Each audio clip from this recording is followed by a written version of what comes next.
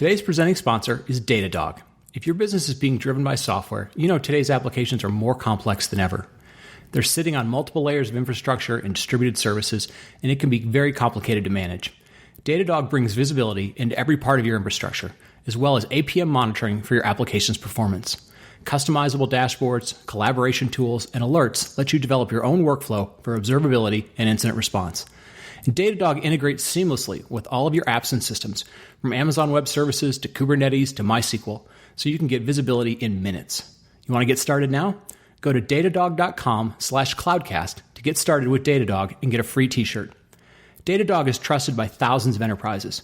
So if you haven't tried Datadog at your company or on your side project, go to datadog.com/cloudcast to try it out and get a free t-shirt. And now, on with the show. Cloudcast Media presents from the massive studios in Raleigh, North Carolina. This is the Cloudcast with Aaron Delp and Brian Gracely, bringing you the best of cloud computing from around the world. Good morning, good evening, wherever you are, and welcome back to the Cloudcast. We're coming to you live from the massive Cloudcast studios here in Raleigh, North Carolina. It's both of us this week. Brian, how you doing, man? I'm good, man. I'm actually home for a few days, and then I'm on the road. I've got 11 flights in 14 days, so I'm going to be a road warrior. Yeah, and for a change, it seems like I've been the one traveling there for a while, and you were kind of holding down the fort. But I think it's going to flip for a little while. So unfortunately for everyone out there, they might have to listen to more of me coming up before too much longer. But tell everyone a little bit about what you've been doing. You're kind of doing kind of a roadshow thing with alumni Gene Kim. Yeah. So, work-wise, obviously working on containers and Kubernetes and stuff. And we've been doing this DevOps roadshow with Gene Kim. So we've been in, Pittsburgh, New York, Atlanta, Montreal, Dallas, Los Angeles, and Denver the last couple of weeks. So it's been fun. It's been, get to learn a lot from Gene. His thing is basically, what are the lessons he's learned since the Phoenix project? One of these days, I'm going to try and kind of do a show with him after that, but it's been kind of hectic with getting to the different cities. But I promise we're going to get him on one of these times, and we'll just we'll talk about it. It's been a good bunch of lessons learned, and he's gotten to the point where I guess the big takeaway for me has always been can you really kind of quantify DevOps, or can you tell when you're doing DevOps? And he's been doing a lot of research and talking to people, and it's kind of getting to be kind of, you can fit it in a box at these points. So it's been fun. Nice. That's fantastic. So let's go ahead and get to the show for this week. So we've got Adam Johnson, co-founder, CEO of IOpipe. How you doing, Adam? I'm great. Thanks for having me here. It's good to talk to you guys. Yeah, absolutely. And this goes back to, so we were at ServerlessConf together a few months ago, and we got to talking, and we've been meaning to have you on the show, and we're finally getting around it. So a little bit of our apologies for waiting so long for the follow-up. But first of all, really what we wanted to do is really get some of both a combination of your background of serverless, background of IOpipe, and so we're going to combine all of those together here a little bit. So why don't we start off with the give us a little bit about your background and walk us through. So first of all, what I thought was super interesting is the TechStars incubator program and how IOpipe kind of came into being. Yeah, absolutely. So my personal background is I started out as a software developer. I was basically started my career in Tokyo, which is a little odd, but I had found myself in Japan. And I started working at startups, building software, doing a variety of things, mostly at startups there. So I was working on some social networking company doing back-end infrastructure engineering. I moved into virtual worlds. This was like circa 2006, 2007 timeframe. And I did my own startup in Japan called Genki, where we were building virtual worlds on mobile around the Second Life days. And that kind of flailed out. The whole first wave of virtual worlds kind of flailed out. And I moved out over to a promising startup called Midokoro, which was doing software-defined networking. So I started as the first engineer there, was building out distributed software networking, basically focused around OpenStack, providing networking that's scalable for them. Kind of moved over to the business side, moved from Japan to San Francisco to start the offices there. And did that for the last 6+ years. So I was really deep in the OpenStack land, getting into Kubernetes, and other microservices platforms that were out there. And then I saw the light, which was serverless, and decided to jump out and co-found IOpipe with Erica, my co-founder. And we used TechStars New York as kind of our launch pad for getting IOpipe off the ground and moving really quickly through that program to get something in the hands of early Lambda users. So it was a very interesting experience kind of going through that. It was very intense because we were definitely much earlier stage than other companies in our cohort. This was last summer. So now there's another class going on in the summer in New York right now. So it's 1 year later, and we've come a long ways in 1 year. And I think a lot of that was due to working with TechStars and being a part of that environment, which just kind of continues to push you really hard and make you focus on accelerating and getting things into the hands of users as soon as possible, trying to validate whether that's working or not, and really kind of fine tune our product strategy. So that was really fundamental in getting IOpipe to where it is today. And it was just an awesome experience. Yeah, no, that's very cool. I know, we hear some things about it. It's cool to have somebody who's kind of been through it in terms of the intensity. And one of the things that I know you go through as a new company is trying to find product fit, market fit.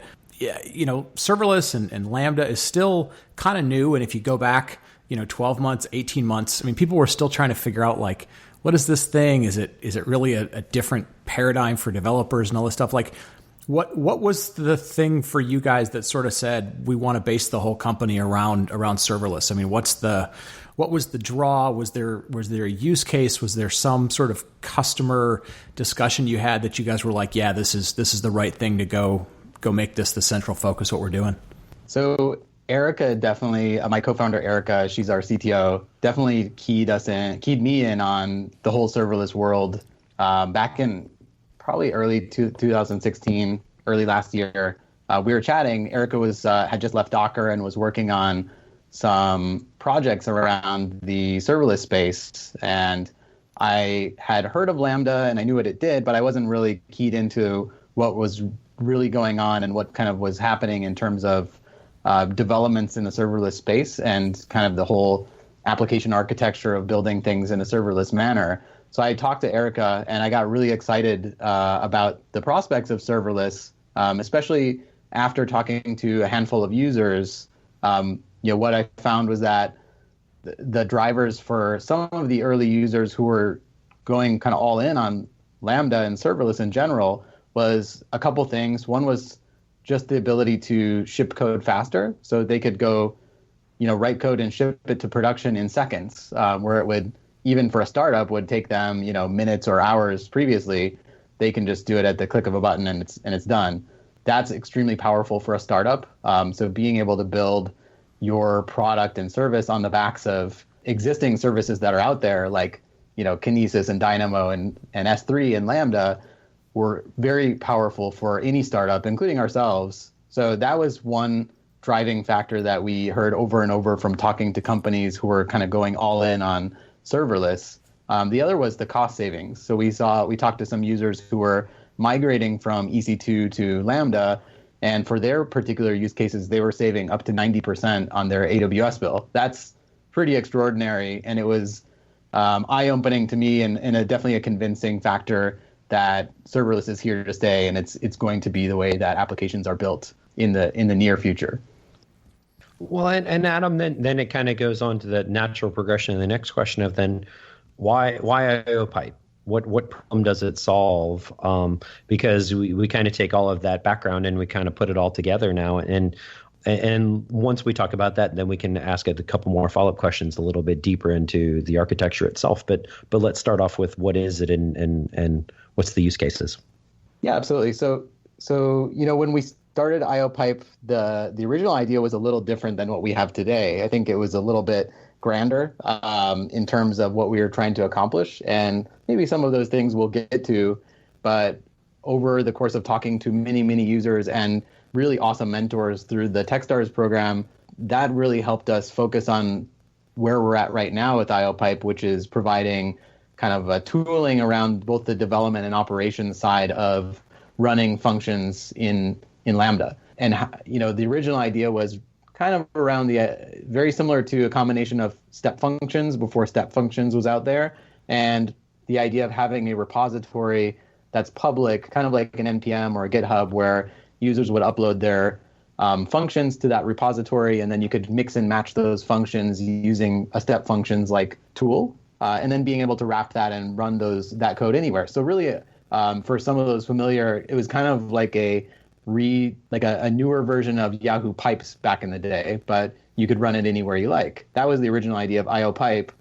We were building out some of that functionality, and in trying to validate that idea, we talked to just countless Lambda users that were out there, trying to learn what their use cases were all about, what were some of their challenges, and how we could solve those issues. And the overwhelming response we got was that Lambda at the time had just a huge lack of visibility and instrumentation. So they just didn't really know what was going on in that black box. And that was and still is a hurdle for many people getting into serverless development, right? You can write your code. It's very easy to push it into Lambda and have it run. But once you get things that are much more complex and you're trusting it with mission critical software on that infrastructure, it's scary not being able to have the view into the service itself to know what's going on. And if things are going wrong, is this because of some code changes that were happening or configuration, or is it some underlying service issue in one of the many services that you may be using for that serverless application? So we just saw that there was just a massive lack in tooling and decided to focus on that area, make that better, because that would be one of the biggest barriers for serverless to get mass adoption. So that's what we're focused on today still, is providing that kind of tooling for both, the development side to make debugging and dev test easier, as well as like for the operations side, when you're in production, getting the ability to monitor your application for performance and finding anomalies and figuring out what's really happening when you do find an issue, so that you can find the root cause without having to jump through 5-6 different tools to figure that out. And does that mean, since obviously everything is function based and you think of it as the step functions and things like that, does that mean then you're basically including calls into existing code? Is that how you would, I'm using air quotes here, call IOpipe? Yeah, so basically how IOpipe works today is we have an open source library. We have a couple libraries right now, depending on the language that you write your functions in. So we support Node, and we also have a Python library that's in an alpha state. And basically how it works is you add our library to your function, and then you wrap your code with our call. So we will basically take the callback of your functions, and every time it's run in Lambda, or even if you're running it like locally for testing, IOpipe's going to run with it. It's going to collect information about that runtime, it's collecting basic telemetry, and then it looks down into the container level as well to collect info about like CPU memory utilization, file descriptor usage, things of that nature. We collect all of that. We wrap that telemetry up, and at the end of the invocation, we're the callback. So we send that to our API. We are actually running APIs locally in all of the regions where our users are running in Lambda, so that it has a very short distance to travel, so the latency is low. But in general, like, it sends the telemetry at the end of the invocation, and we just send a weaved code back so that it is not waiting for us. And behind the scenes, we have a data pipeline that processes that data. It's a ton of data that we're consuming because we're collecting every single invocation. We're not doing sampling, and we do this because we feel that's important to have high resolution for functions, right? If you start aggregating data, you end up losing a lot of visibility into what's going on, because those invocations are running across multiple machines and containers across the cloud. And if you are missing some of that by aggregating the data, you're not going to get a real story sometimes. So we collect everything, put it through our data pipeline, and then you get that back in terms of us analyzing it, and in terms of providing those that telemetry and metrics in a real-time dashboard. So that's what IOpipe provides, and that's kind of how it works in a nutshell. Yeah. So one of the things that we sort of hear, and it gets, we've been at a few of the different serverless conferences, and you look at different talks about serverless.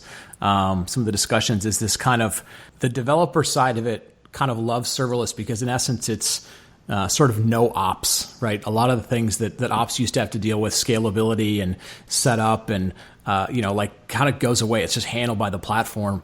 Performance management is kind of looked at as being somewhat of, that's ops' problem to deal with. I mean, how do you position? I mean, are most of the people that you talk to kind of the mindset of like, I write the code, therefore I run it, or does this fit? I mean, are you seeing an evolving sort of ops side of serverless that this makes sense for, or what's, how does that, those sort of old silos kind of fit into this world here between devs and what ops do and who should have visibility into things? That's definitely an area that's in a current transition phase. I think that long term, developers are going to be the ones who are on call for serverless functions being run in production, because most of the issues that you run into are going to be code level issues because they're handled by the services like Google, Microsoft, Amazon. So that responsibility lies in the hands of developers. But at the same time, I think that the ops teams are evolving, and they will kind of merge they'll merge with the development teams. We're starting to see some of this with more forward-thinking companies, but in general, we'll see ops teams move from a kind of sysadmin minds toward their purpose is to be experts in all of the relevant services that the public clouds offer. They're just, you log into Amazon's console and there's so many services. There's a bunch that I just don't even know what they do.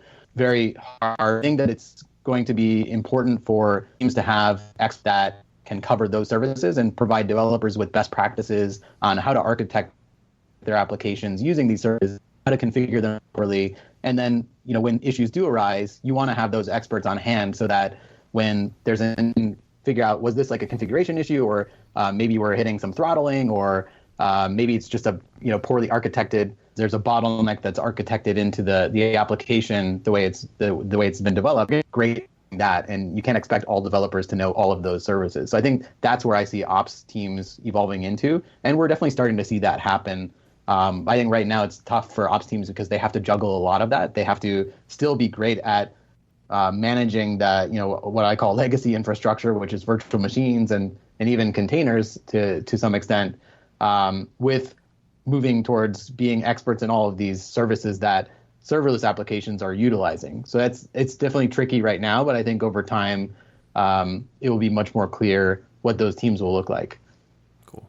Interesting. Yeah. And it might help everyone a little bit too, because what we've done, especially like the shows we did at the Serverless conference, and then really talking about this as a wrapper for all of this, it helps sometimes with concrete examples. And so what are the kind of the most common use cases you're seeing? But it's really a two-part question. And in addition to that, within those use cases, what are some of the common performance challenges, architecture challenges that folks that are starting to look at this really need to be aware of?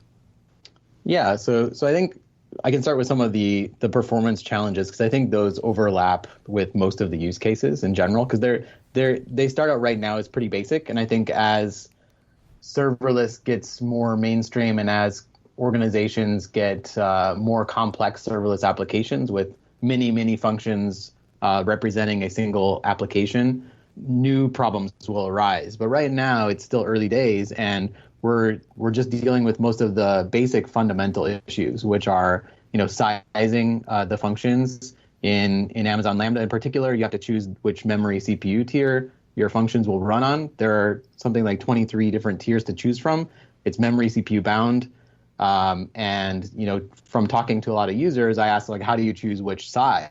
And there isn't really a lot of guidance around that. So it's pretty difficult to know what size to choose. What happens is a lot of people are just choosing 128, and if they hit out of memory errors, then they bump it up several notches. If it works, they just kind of leave it. That may be fine for early development stage, but as a application or functions go into production and if it's running many times, they may be not as performant as it should be. So it's not obvious that which tier to choose, because if you choose a higher tier, it can either reduce your cost or increase your costs, and it's not guaranteed at either time. So if your code is very CPU bound and you're running on a low tier, it may run for a lot longer. And since you're charged per gigabyte second, that's going to drum up a pretty high Lambda bill. Whereas if you jumped the tier up a couple notches, you're going to get more CPU. Your functions are going to run in less time. You may run more invocations, but in general, you may have less gigabyte seconds in total, so you could reduce your bill.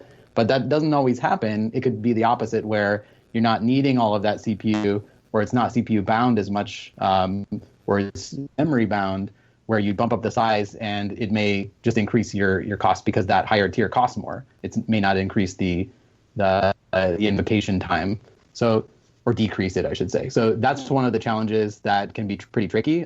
We at IOpipe provide some visibility into memory consumption over time, and we're even giving the ability to break it into per container view, so you can kind of pin the process to a container and see what those metrics look like, which helps you find things like leaks. So leaks are the next kind of big challenge in finding performance issues. Since your function is running across the same container, across multiple invocations, that container's reused. It means that those resources that are leaking out are going to leak into that container, which could cause issues. And the challenge here is that the existing tools like CloudWatch are not really providing insights into what's going on underneath Lambda, because it is serverless.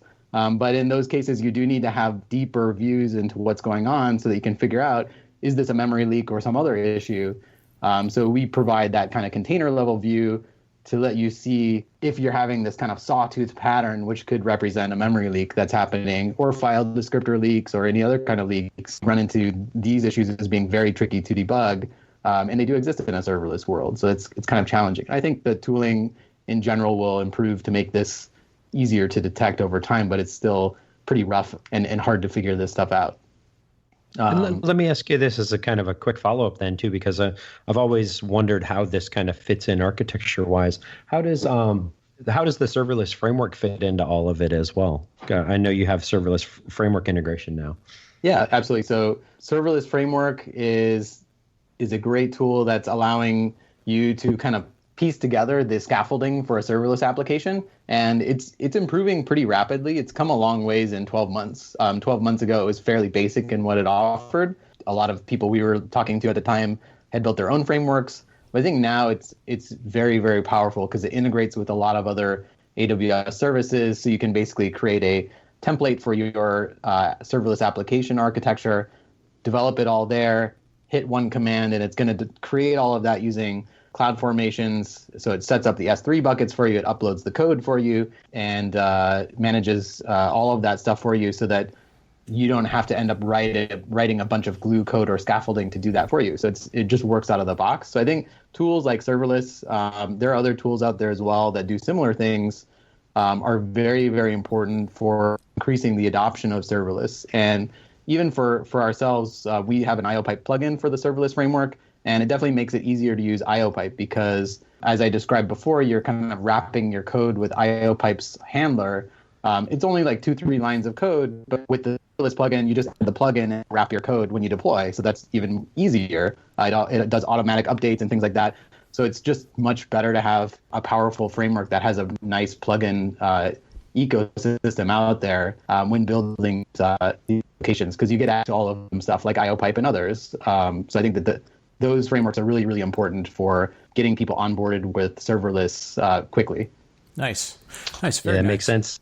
And Austin Collins, by the way, the CEO over there, he's on our list of folks we're going to track down eventually as well. So no, that's fantastic. Thanks for all that information. So we're kind of out of time here for the day, but so Brian, do you want to go ahead and take us home? Yeah, absolutely. Adam, real quick, what's the best way for folks to find the IOpipe code or get a demo, use the service, all the ways to go stalk you guys? Absolutely. So you can find everything at iopipe.com. You can also reach out to us on Twitter at iopipes. And we also have a Slack channel with a bunch of people in there kind of asking questions and sharing stories of their serverless development. So you can find the link to the Slack on our website at iopipe.com as well. And then all of our code is on GitHub, IOpipe. Very cool. We'll get links to that in the show notes. And Adam, thank you so much for the time today. It's great to see sort of the evolution from, Lambda as a service to more and more people getting involved with it. And then obviously, as like you said, to get it into production it's important to have the right tooling. So it'll be interesting to watch not only how that evolves, but also kind of like you said, the organizational structures evolve. So folks, with that, we're going to wrap up the show for today. So for Adam and for Aaron, thank you for listening, and we will talk to you next week. Thank you for listening to The Cloudcast. Please visit thecloudcast.net to find more shows, show notes, videos, and everything social media.